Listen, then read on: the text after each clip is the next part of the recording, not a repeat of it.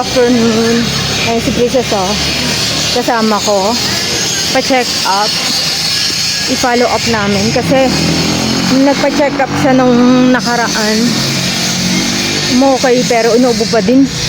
Baka kailangan pa ng, follow up na gamot. Mahangin, ma'am, siya. Malamig. Buti naka-long sleeve ako. Kanina, matirik ang araw. May pasok na si Princess sa Monday. Bali 1 week siyang walang pasok, ma'am. May seminar yung teacher, kaya may binauwing module na gagawin niya for a week. Yon. Ayun, ano po? Ayun, natapos na daw niya, ma'am. Kasi good for 1 week talaga yun.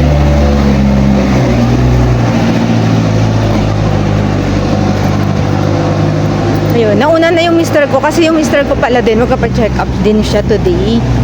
Pero kinuha muna niya yung result ng laboratory niya kasi nagpa-laboratory siya noong nakaraan. Tapos kinuha niya yung result ngayon.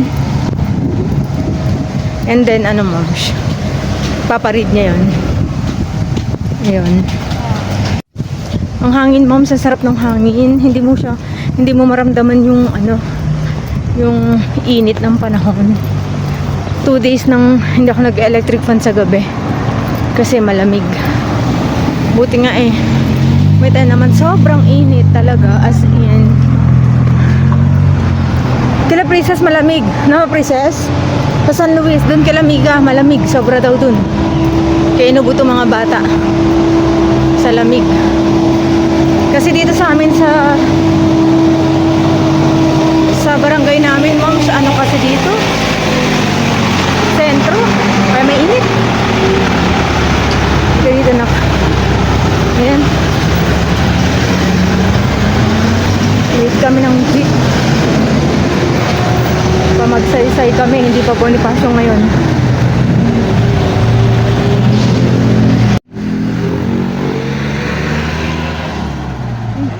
Buti na lang, nakaano ka.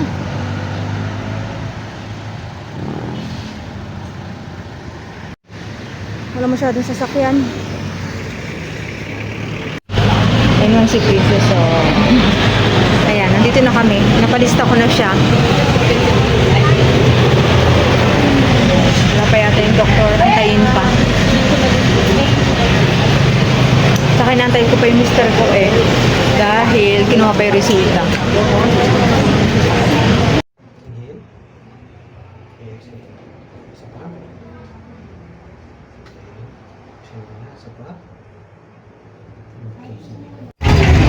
Ma'am, uwi na kami. Kami lang muna. Yung si mister ko, may pupuntahan pa saglit. Ipapaayos yung sapatos ni Khalil. Tignan, maayos pa. Kasi bago pa lang kasi, ma'am. Kung hindi na maayos, ay hindi na. Bili na lang ng bago. Ayun. Yes. Kaya hindi ka na namin tinirhan.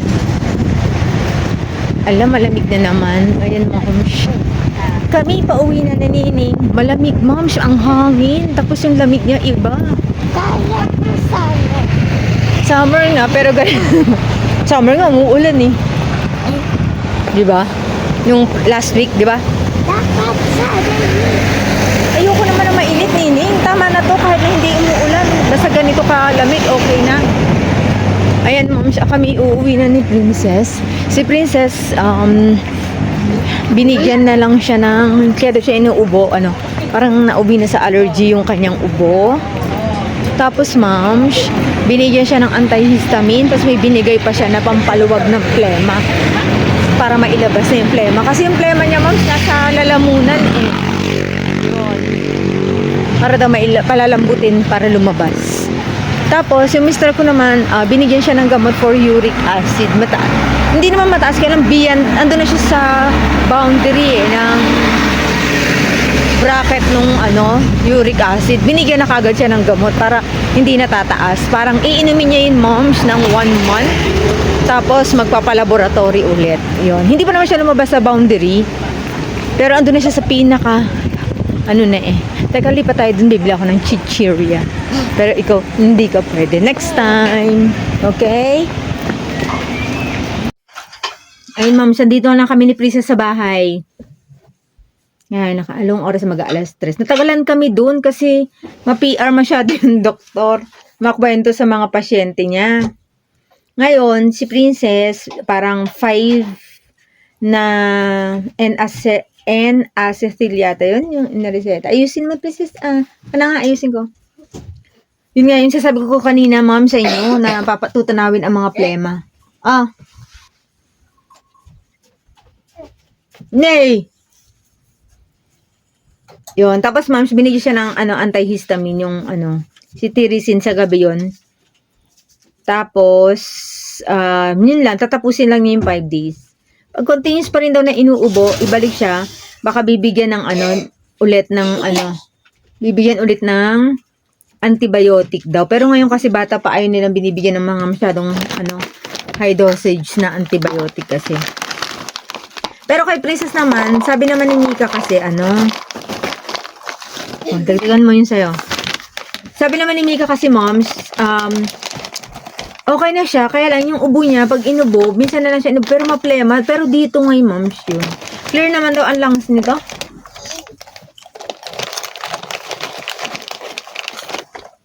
Ayun, moms. Kain tayo, moms.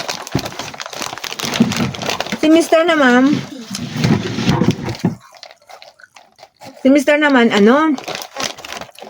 tama na yun, anak. Tama na yun. Parang hindi makukuberan pag masyado marami. Lagyan na dito. Para alam niya sa kanya. Kamusta ko naman, moms, may UTI siya. Nakuha niya yun nung drive. Nung di-deliver nun.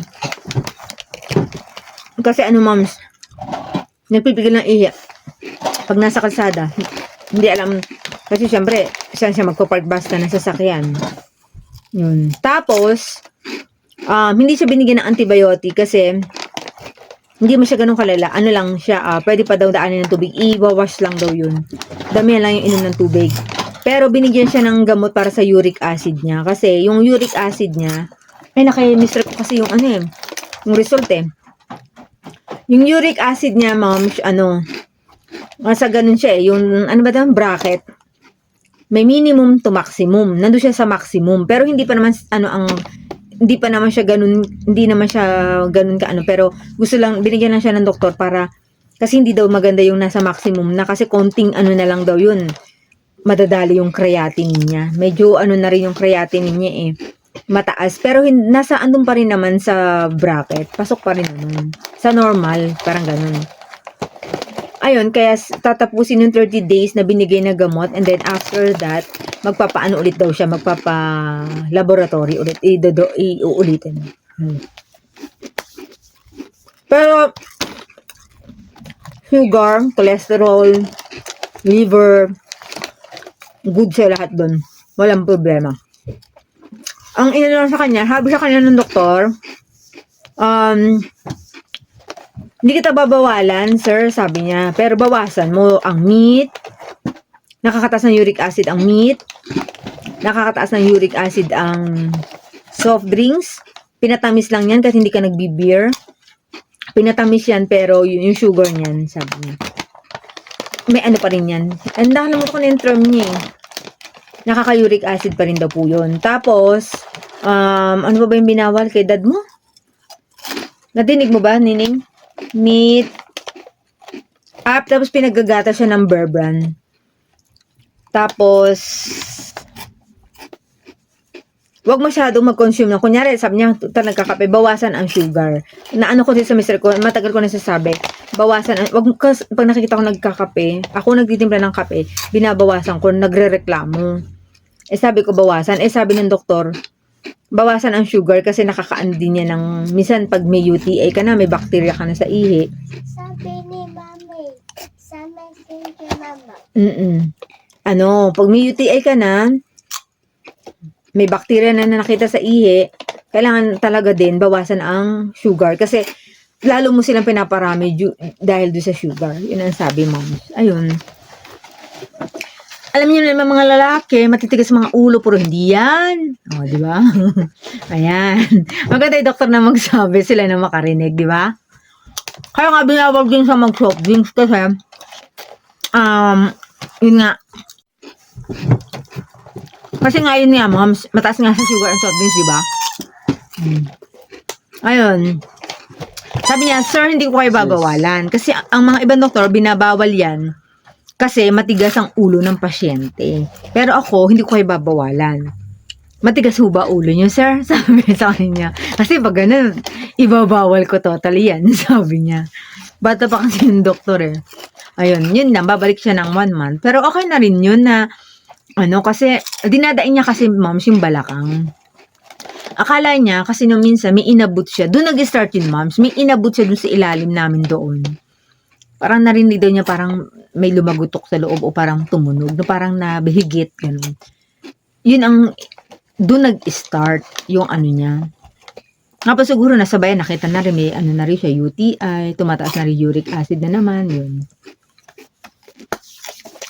Kaya ma'am, ang uric acid, pag hindi napabayaan niya, masisira niya ang creatinine mo, maglilid na yun sa kidney. Pero okay na rin sa kanya yung ganyan, kasi ma'am, dito nga ako nagme-maintenance. Hindi naman. Pero okay na rin yun, ma'am. Kasi, okay na din yun kasi na ganun siya, na napatinan na namin siya. At least, naagapan na agad. Tapos, nalaman niya yung mga kailangan niyang bawasan na food. Sakto pa kanina, bagong kami nagpunta doon, nagluto siya ng pork sinigang paman din, meat na naman. Pero dito, ma'am, bihira kami mag-meat. Di ba bihira tayo mag-meat dito? Bihira kami mag-meat dito, ma'am. Pag nag-meat kami, imamatik ko yan, ma'ams, na kinabukasan, either isda, magugulay kami, dire-diretsong gulay kami dito. Ang meat namin dito, pinanggigisa namin sa gulay. Bihira kami mag-meat sila pagka magbabaon. Itong mga to nga, inaano ko na rin sila na nagluluto ko ng meat sa madaling, ng ginisang vegetable sa umaga o sa madaling araw bago ako mag-work.